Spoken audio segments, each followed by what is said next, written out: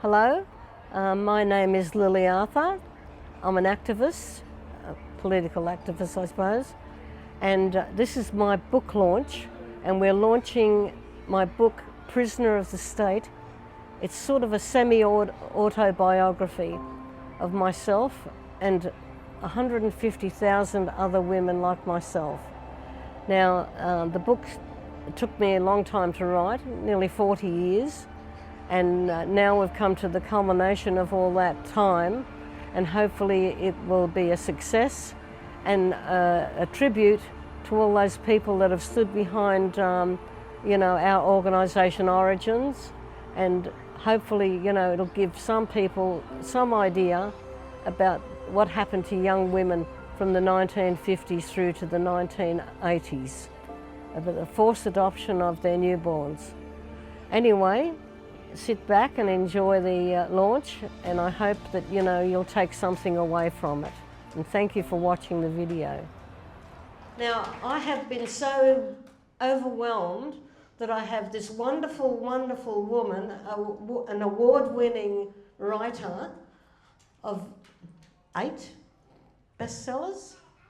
8 bestsellers. 7. Well, the new one's coming. But she always sells herself short. And you know what? I'm honoured, extremely honoured to have this woman as my friend. And the thing is, she really deserves a really big hard clap for the amount of effort that she's put into this event and into getting my book out there, for the world to read. I can't thank her enough. And you know what? You deserve every blessing in life can give you. I really do appreciate that, and I'm honoured to have you as a friend. Thank you. Okay. All good. So we're all loved up now. So if I can just start, there are a couple of people that can't be here tonight, and that's why Lily said we're having it filmed, because there's a lot of mums and a lot of adoptees and a lot of dads like Steve whose children were taken that can't be here tonight, and we know we've got a lot of interest, and that's why Lily's got it filmed. But there's someone in particular, there's a couple of our mums that can't be here tonight from my memoir writing group. One of them is our lovely lady Lena, who's had an eye operation, couldn't fly, so we're really sad that she's not here. The other is Joyce Westerfield, and she's not very well, so we're missing them. But there's someone in particular that I've got a message for Lily.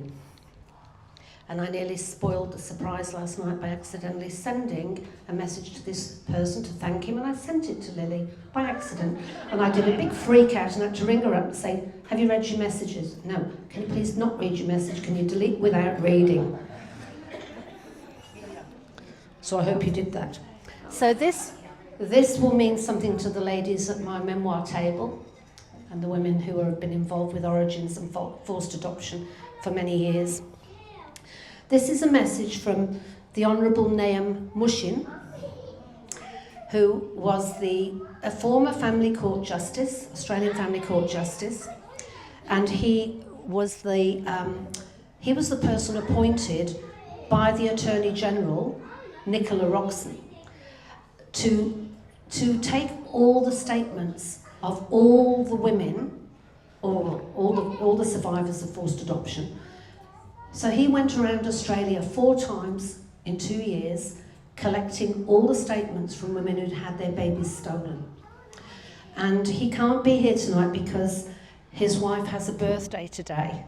So I invited him, and he said he would love to have come, but his wife has a birthday. So he wanted to send a message to Lily. So this is his message that he sent very late last night. I'm sorry that I'm unable to join you at this auspicious occasion for family reasons, but I wanted to congratulate the scariest woman I know on an outstanding achievement.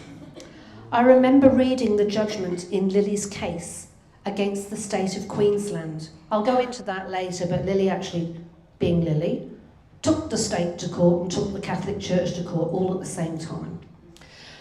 I remember reading the judgment in Lily's case against the state of Queensland immediately after reading the Senate report on forced adoption and feeling that while the outcome was understandable in accordance with the law, there was something quite disturbing about it.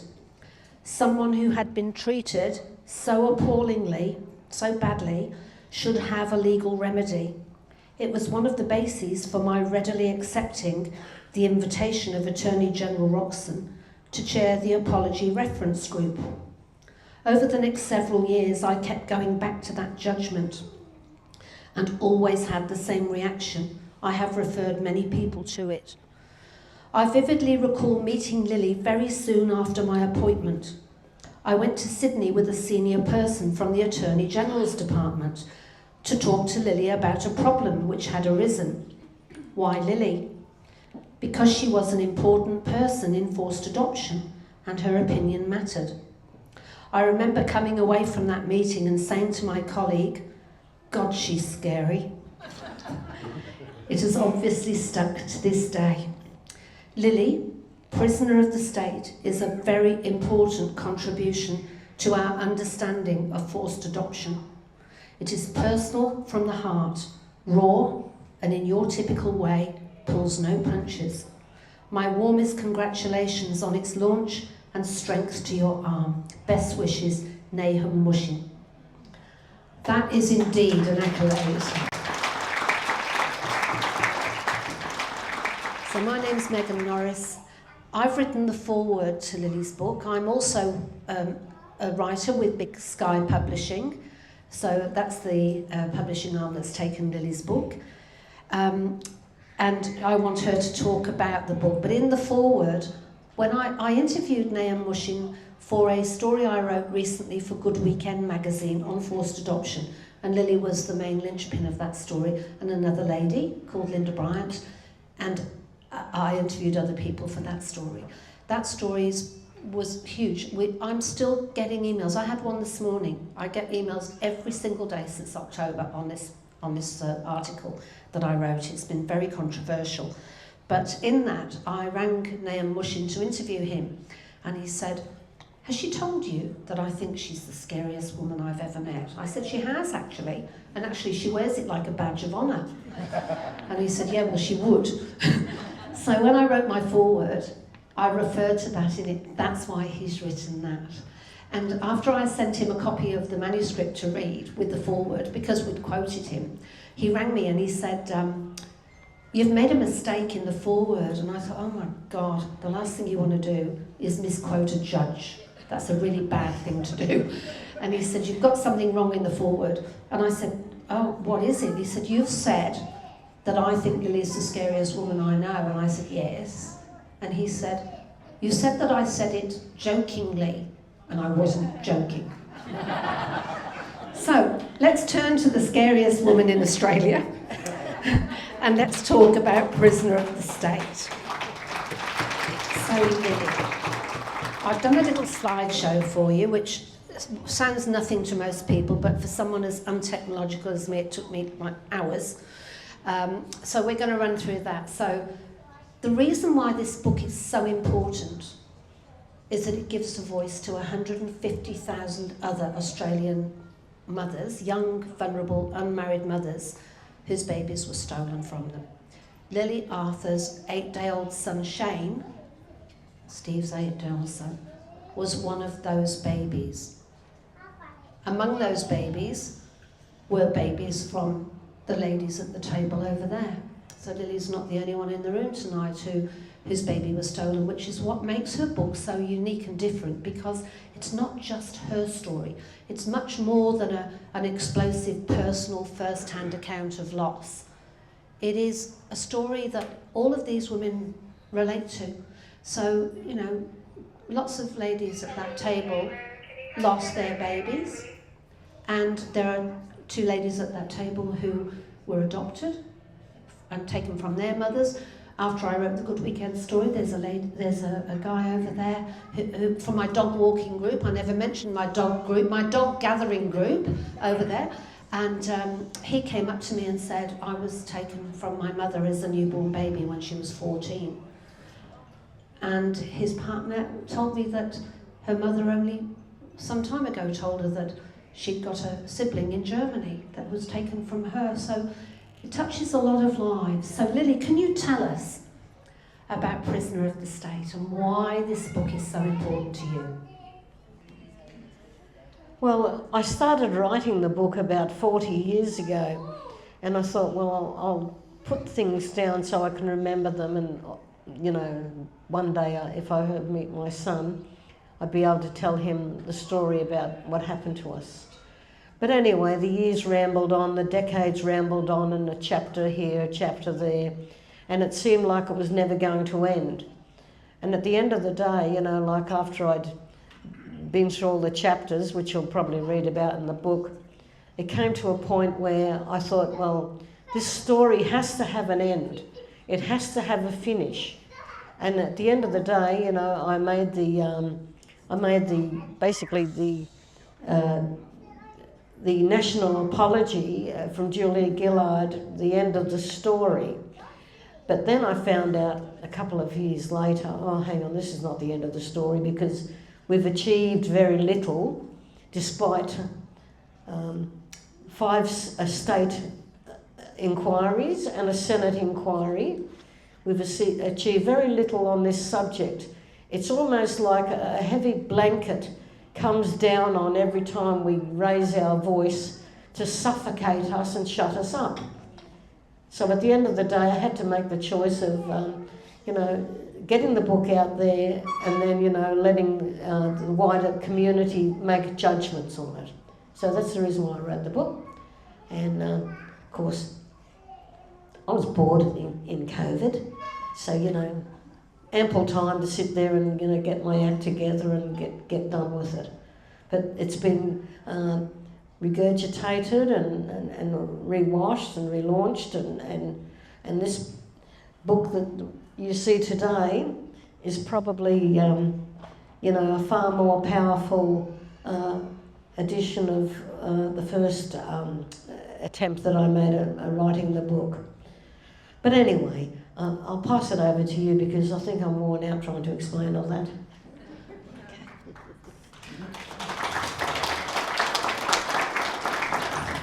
So what I've done is I've put a little slideshow together so that you can actually see just how young Steve was when all of this happened.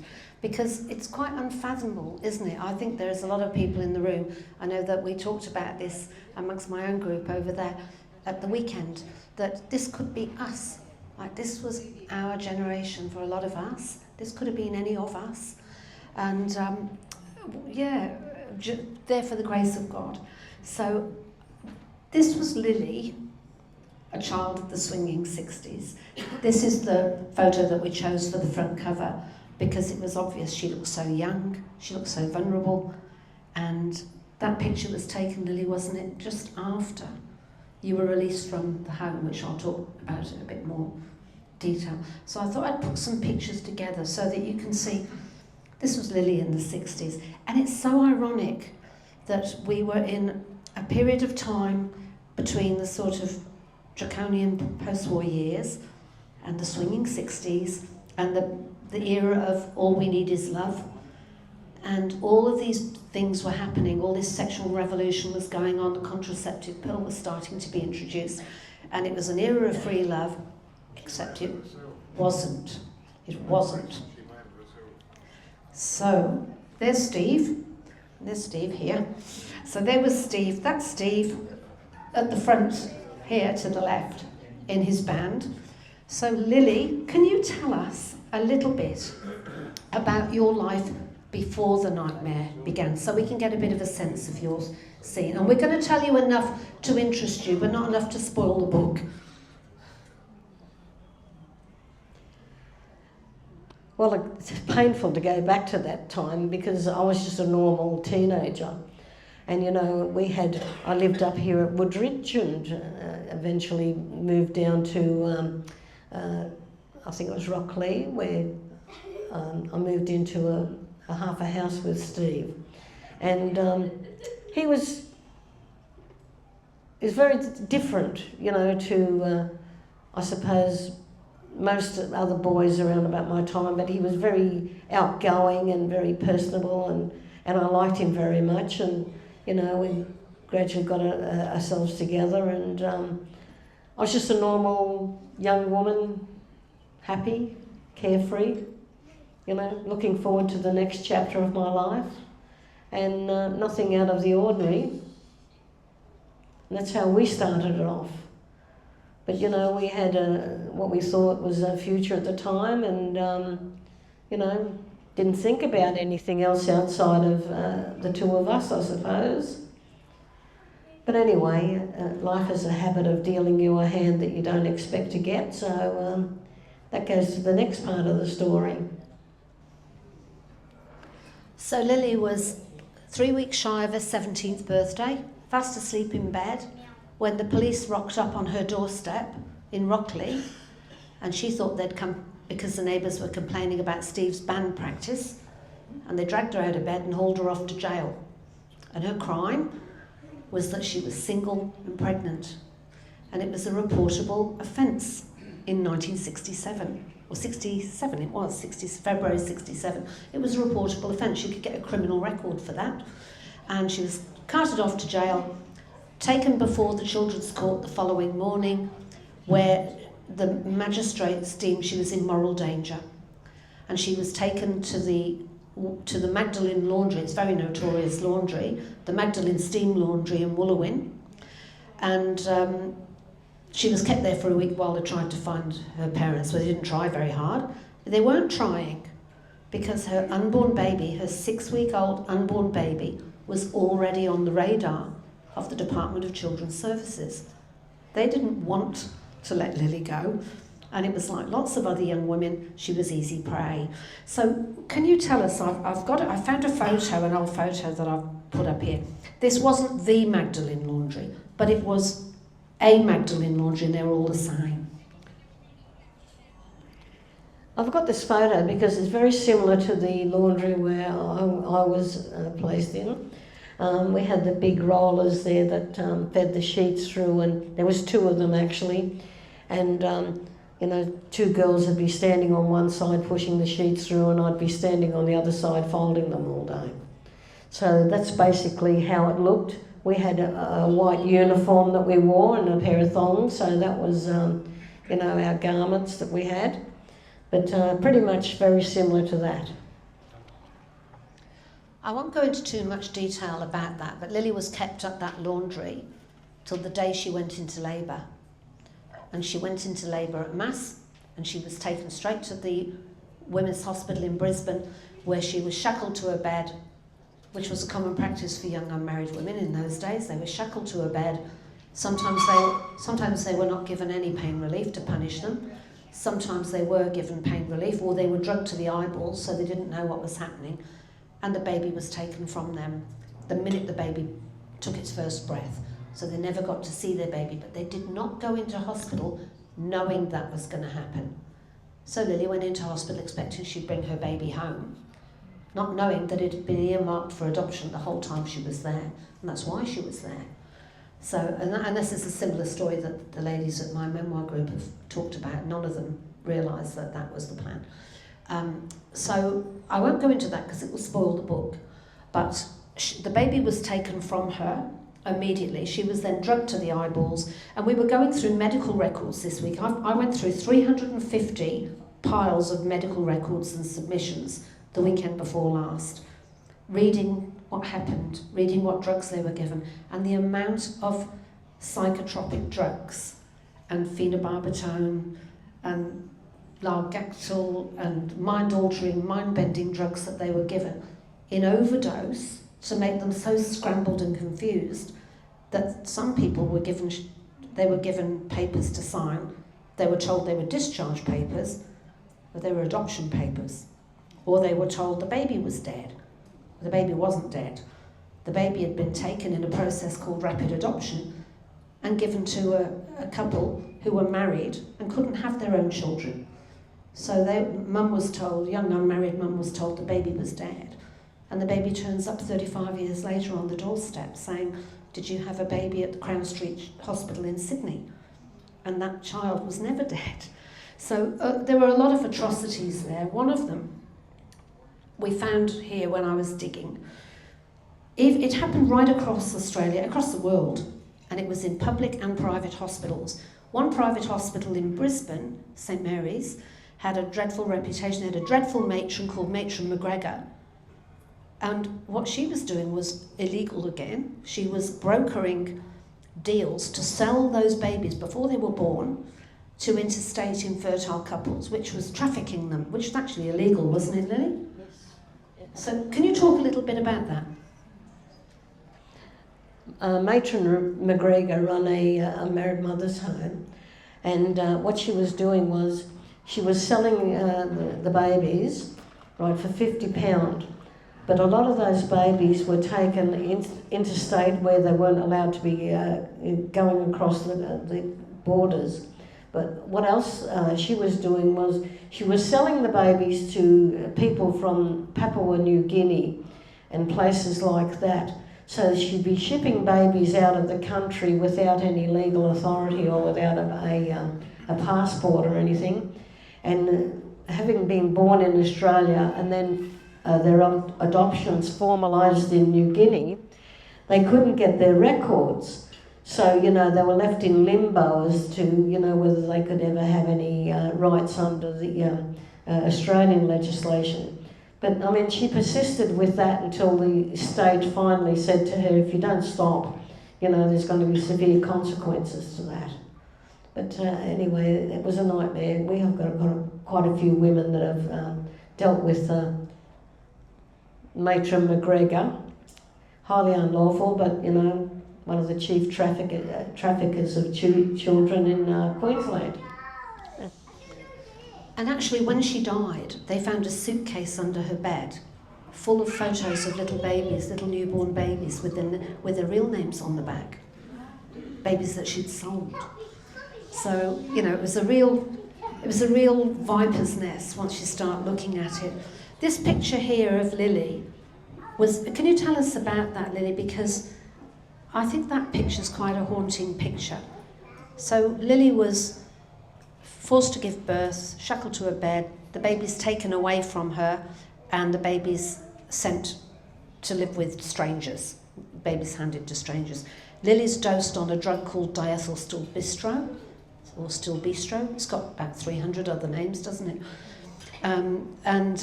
That drug was designed to take away their milk, the mother's milk, because they never intended that young mother to keep that baby. Now that drug is a carcinogenic drug. Carol will talk about that later because she's got a few bombshells to share on that.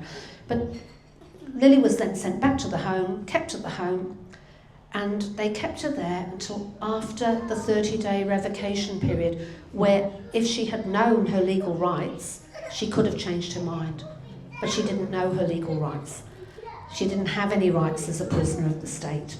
So she was kept there until that time period had lapsed. And then she was driven to Brisbane Airport and put on a plane to Sydney, which basically stopped her finding her partner or looking for her child. It just got rid of her, basically. And also she didn't have the money to come back. So she went to a city she'd never been to. So that was taken, Lily. Can you tell us about that? It was taken about 2 years after I lost my son. And I was married at the time, and then I never had any children. Definitely we tried, I suppose, one sense, but there was always this overhanging grief where, you know, I could never ever feel like I was happy. And I'd never really liked those photos because they weren't very cheerful anyway. I don't know why that one was dragged up. It's horrible. I was a different person then, I can tell you. Well, Lily talks about that grief. It's like a gnawing, eating grief. It's been described by a psychiatrist called Dr. Geoffrey Rickaby, who's a psychiatrist in Sydney. He's now retired. He's unwell now, but he describes it as a pathological grief because it's a grief upon top of grief. So it's the trauma of the birth, the trauma of the torture that was inflicted on these young women. Terrible, you know, they were left with scars to last a lifetime. Lily's still to this day got a bad back from the way she was forced to give birth. Other women were left with scars and couldn't have children. I think 50% of women whose children were forcibly adopted never had another child. And we also know that fertility issues are linked to diethylstilbestrate. And you'd have to wonder, a lot of the women I've spoken to say, oh, it was put down to the trauma of the first birth. But was it? Or was it the drugs they were given? It's a hard question. So Lily will talk about that. Certainly she covers all that in the book. While Lily was sent to Sydney, absolutely traumatised to pick her life up, this was her child being christened. Rechristened him. So that's that photograph. Can you tell us about how you acquired those photographs, Lily? After 32 years of searching for my son, I found him not long before Mother's Day and reunited with him then. And I got the very first Mother's Day card, and inside of it was these photos, because I'd never really saw my son at birth. So it came quite as a shock when I opened up the Mother's Day card, and these fell out. So there was my son, only a couple of weeks after they let me out of the home being christened. And the other photo there was him when he was about 4 years old or something then, and I couldn't cope with the shock of seeing what I'd lost. It was very debilitating. I felt like I wanted to go and kill myself.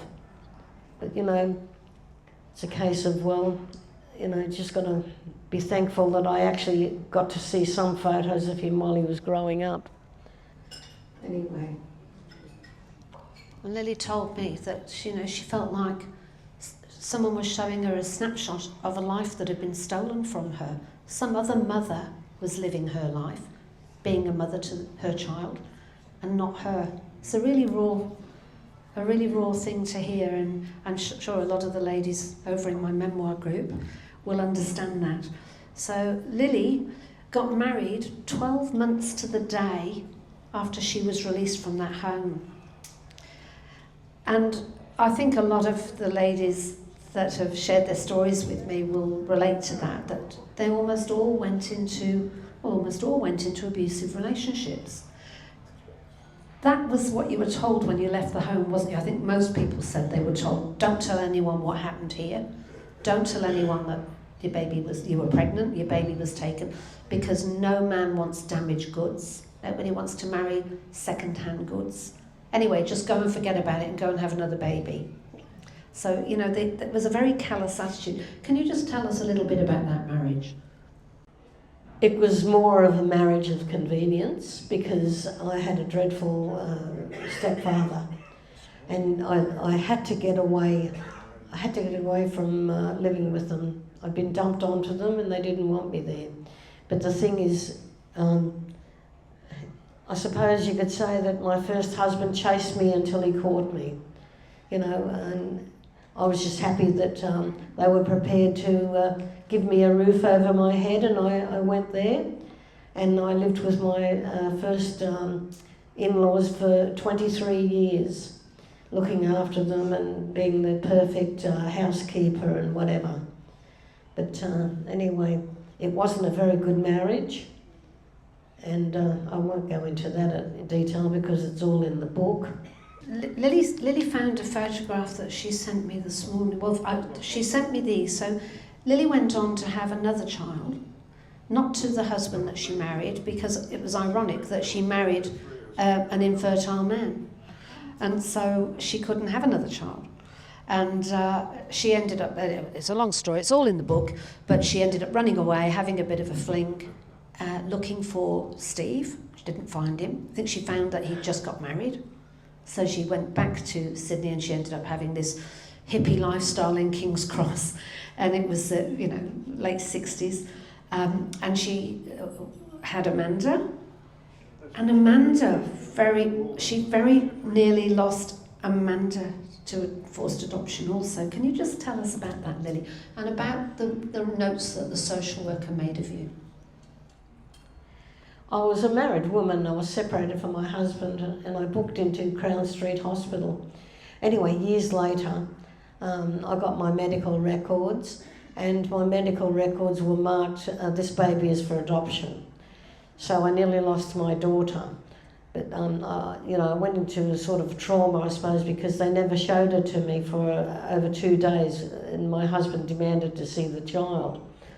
But when I looked at the things that they wrote about me, the social worker that sat across the table from me for 5 minutes to take my details had marked me to have my child stolen at birth, drugged to the hilt with all sorts of drugs, and sent off to another place. This is the code that they use to do that. And anyway, her comments about me were, she's a mod-looking hippie, looks like she's on drugs, she doesn't come across as being very bright. So, the second visit is like, maybe she's not on drugs, she's just not very bright. Anyway, so that was the summing up that some stranger did of me in 5 minutes when she, had me earmarked to steal a second child off me. And I suppose in one sense, going back into an abusive marriage saved me from losing another child. And what's really interesting, we found these documents. I'll just quickly tell you these because it sets the scene where people would say, how could this possibly happen to 150,000 babies? We actually know that it was 250,000 newborn babies were adopted, and most of them were taken from young, vulnerable, unmarried mothers. So we think the figure's much higher than that, really. But in the Medical Journal of Australia on March the 6th, 1967, in the R.D. Featherston Memorial Lecture, made by another doctor, or it was made by Featherston, he described, and he wrote an article called "Marriage and Pregnancy Are Commendable Institutions That Demand Acceptance of New Responsibilities."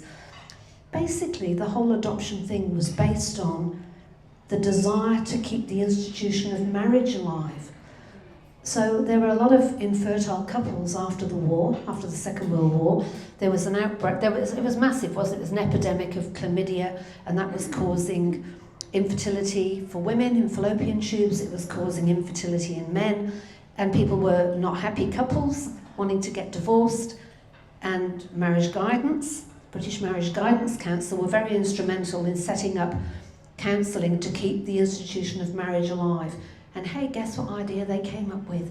We'll just take the babies of young single mothers because they're not fit. And they reinforced that indoctrination in articles like this. So I'm quoting him now.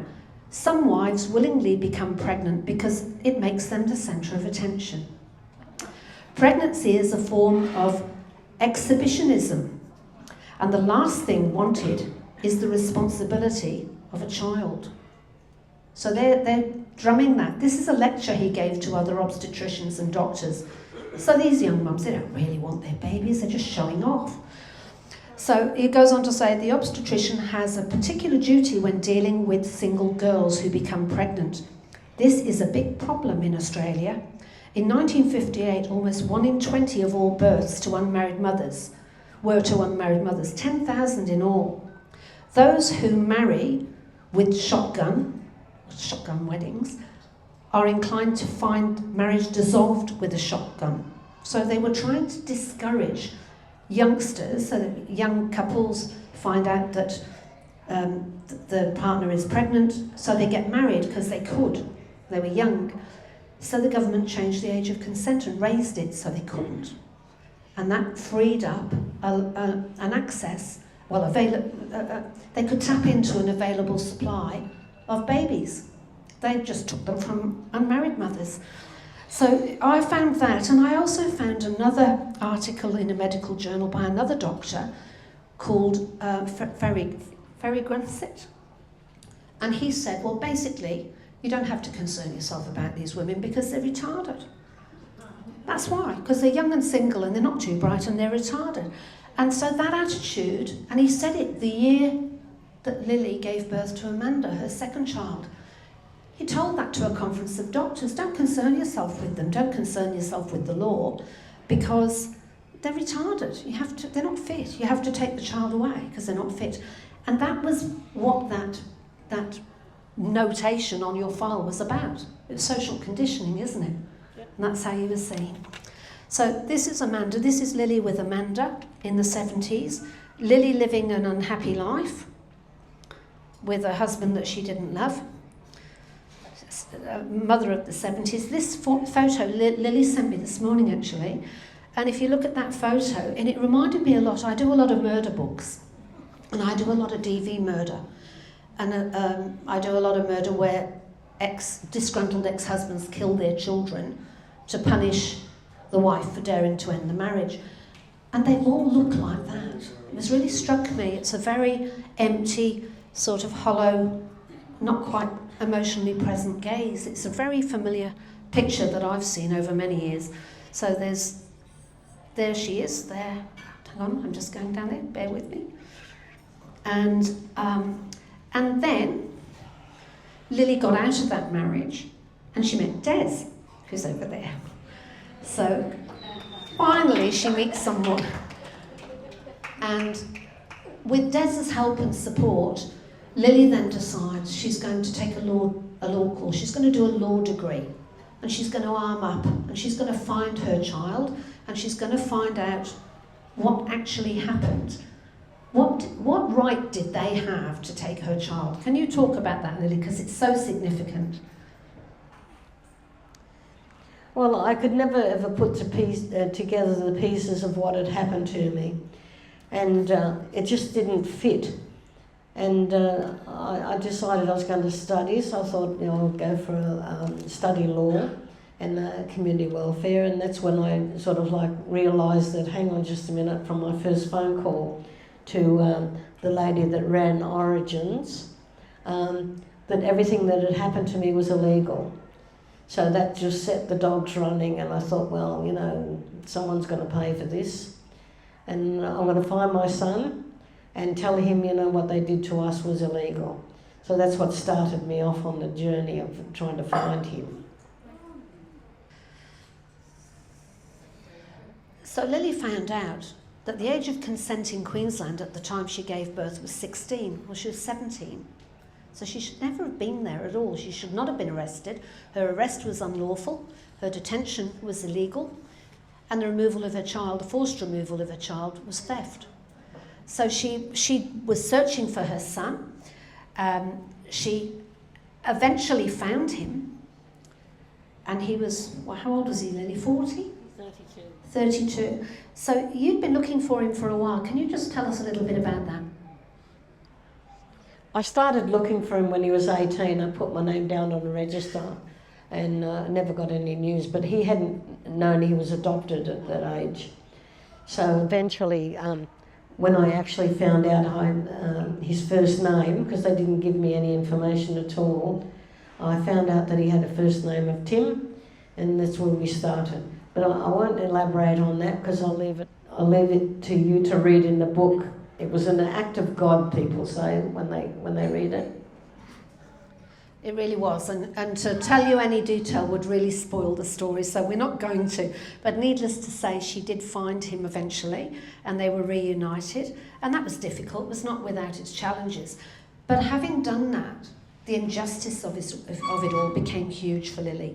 So she became the scariest woman in Australia. So she started lobbying. She wanted someone to pay for what they'd done to her. So she decided she was going to take the Catholic Church and the government to court and sue the state of Queensland for what they did to her, or the atrocities that were committed on her as a minor in their care, which was pretty significant stuff. So the court case, we won't go into that too much, Lily, because I think people do need to read it, but the court case in 2004 went to the Supreme Court of Queensland, and Lily lost that battle. And Professor Mushin mentions that in the email he sent, that he can't get his head round why she lost. Well, he understands why she lost, because witnesses were dead, too much time had passed, records had disappeared. And I've got to say, in the search that we've done for records recently, I have never known so many natural disasters in which fires, floods, and all sorts of natural disasters have occurred that have wiped out the record arms of every hospital in Australia and taken all the records to do with unmarried women. So it really is quite staggering. It's such a cover-up. So that's something that Lily's organisation Origins have been fighting, and that's something that Dr. Geoffrey Rickaby said was an added pressure and an added trauma to the trauma they already felt, these women, because you couldn't even get your records. Some women would leave the hospital, they'd be kicked out of the hospital wanting their baby, would go back and say, I want my baby, I've changed my mind. And they're saying, what baby? Well, I gave birth 4 days ago in this hospital. No, you didn't. You weren't in here. There's no record of you being in here. That's what they were up against. So can you talk about, Lily, you became a political player because you were involved with the Stolen Generation, the Ford Inquiry into abuse of children in care. Can you talk about that a bit? I became a bit of an activist, so I started putting submissions into various inquiries at the time. And there was the Ford Inquiry here in Queensland that investigated the abuse of state wards. So we got involved in that, and then later on demonstrated outside of New South Wales Parliament and got a parliamentary inquiry into illegal adoption in New South Wales, and then, you know, quite a number of inquiries that we were giving out submissions and everything else to. I was not a Labor voter, but look at Kevin Rudd. I was cheesing this photo for the people that were voting Labor that, you know, that I didn't like, and they knew I was a Liberal, and I was carrying up to him. He was very nice, actually. I think I liked him after that. Anyway. So Lily said she was very involved with writing submissions for the Stolen Generation.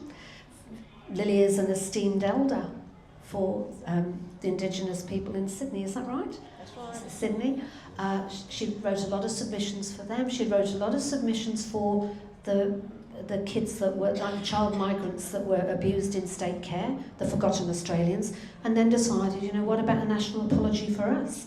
So they fought very hard, Origins, for all the mothers, to get the national apology. There you are with Julia Gillard at the national apology, and a lot of the ladies over there were also at the national apology. And Professor Mushin tells me he was at the national apology. And you know what? There was a political coup on that day. There was an attempt to overthrow Julia Gillard, to seize, you know, a row over the Labor leadership. It took all the attention away from the forced adoption. So they were ready to give all their interviews, and it was brushed under the carpet again, wasn't it, the whole thing? So this is Lily. So Lily's you got your national apology, but no compensation. So that's become a really big sticking point. Can you just tell us about that, Lily? Well, basically we got the same treatment as the other groups like the Stolen Generation, the Forgotten Australians, and you know, once you get an apology, words are cheap, so we don't give you anything else. But we were different, totally different from the other groups, because with the Stolen Generation, they brought in laws and everything else to do what they did to Aboriginal children. With the Forgotten Australians, most of those children were put into homes and orphanages and whatever because of the welfare legislation, which meant that they were being neglected or abused or abandoned or whatever. But with our issue, we were the most dangerous issue, because for the simple reason that they did not bring any law in to steal our children in the labour wards across the country. So there's not one word written giving them permission to do that. So if you look at the other groups, we stand out from them, because for the simple reason, you know, everything that they did, all the crimes that they committed against us, right, what they did was they hid them. By our consent on a piece of paper, they could cover up their crimes and hide it under adoption legislation. So that's the difference between us and the other groups. is that, you know, they held the evidence of what they did to us under legislation for decades, so we could not even prove that we'd given birth to a child. We had not one sheet of paper to say that this is, you know, I had a child, this is his name, blah, blah, blah. That was all hidden away. And they changed names, they changed the baby's name, they changed the mother's name, they changed addresses, they changed dates in some cases. So it made it very hard when the adoption legislation changed and they were allowed to put the names on a register. Children could put their names on if they'd been adopted, fathers could put their names on to be reunited. It was very hard to find and match those children and parents because of all the falsified documents that were out there. So there's, the reunion. Sorry. Can't forget the reunion. And that was when they were reunited with their son finally. Lily found her son and then introduced Steve to his son too. Sorry, Steve. So that's a very significant picture. I obviously skipped that one. So Lily's been lobbying ever since. So I met Lily at Helensvale Writers in 2021 or 22? I can't remember.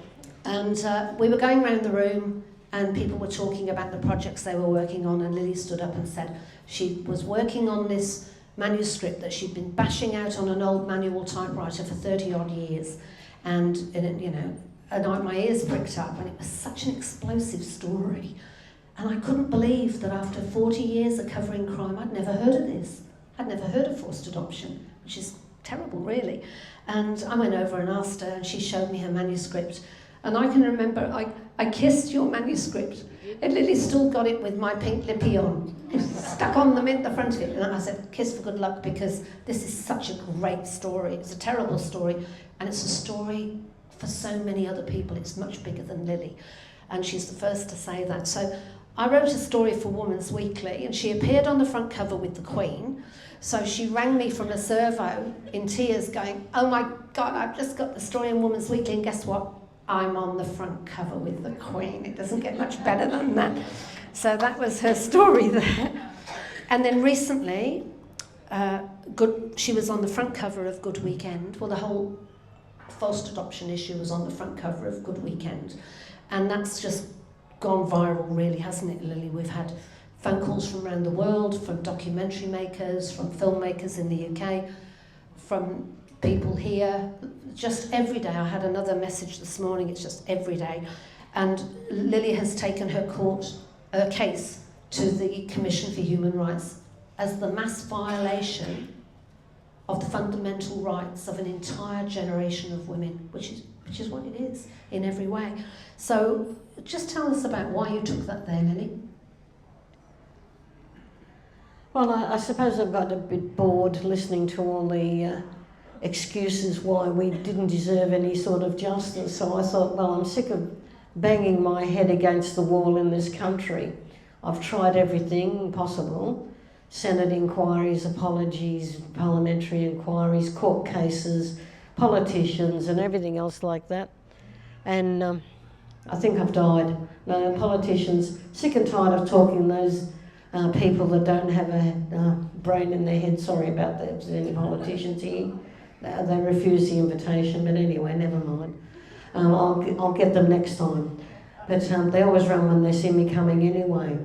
But I got fed up with it, and I thought, you know something, I'm going to take my case to the UN, because I want this country and you know, the indifference of its politicians and everything else like that, and its lawmakers, to be shamed, to be embarrassed.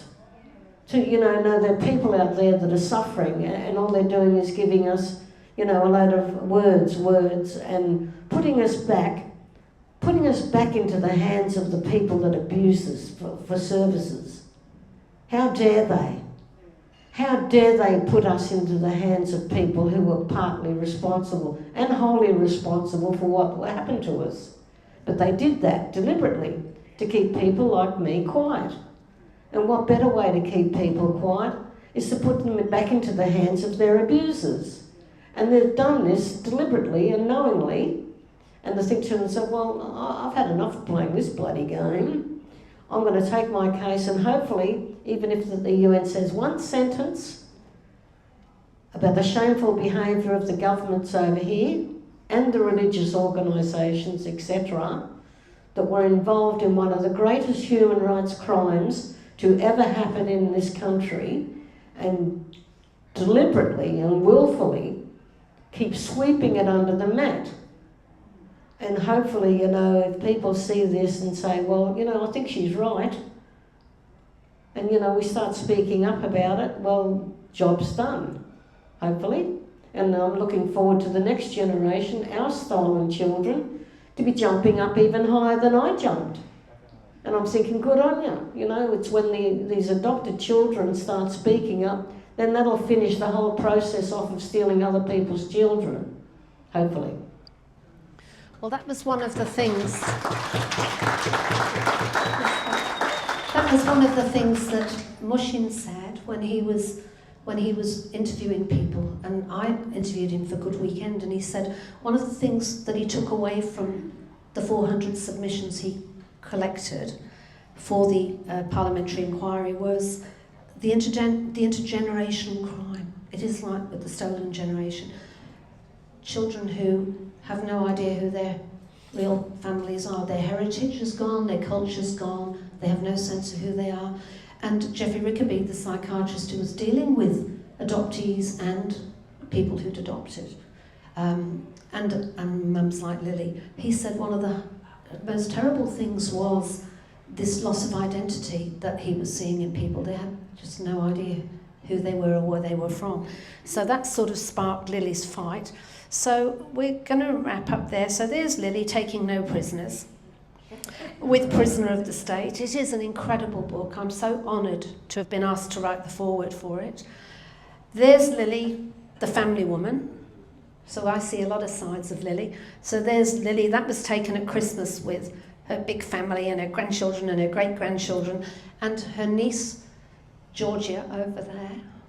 And this is just so wonderful that as a result of the Good Weekend story, Georgia, who's didn't know her auntie, has made contact, and now Lily has a niece that she didn't know, that's now part of her life, and Georgia and her partner and child have an auntie in their life that they didn't know. So, great things have been coming from this book.